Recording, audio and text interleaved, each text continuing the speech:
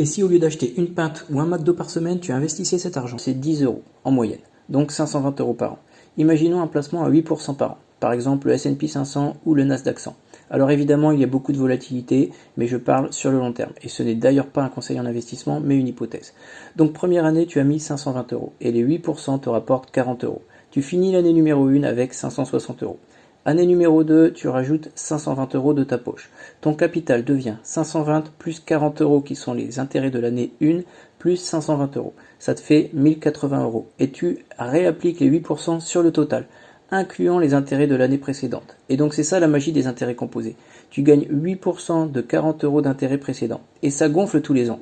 Et donc si on élargit sur le long terme, après 5 ans, tu as mis 2600 euros de ta poche, mais ça en vaut 3300. Après 20 ans, tu as mis 10 400 euros, mais ça en vaut 26 000 et tu as déjà gagné plus que ce que tu as déposé. Et après 30 ans, tu as mis 15 600 euros et ça en vaut 59 000 euros. Alors bien sûr, pour les experts, je rajoute quelques infos. Ça va dépendre de la volatilité et aussi de la performance, plutôt au début ou à la fin de l'investissement. On devrait aussi considérer que les intérêts tombent pas à la fin de l'année, mais en continu. Mais voilà, pour simplifier, ça donne une idée réaliste tout de même.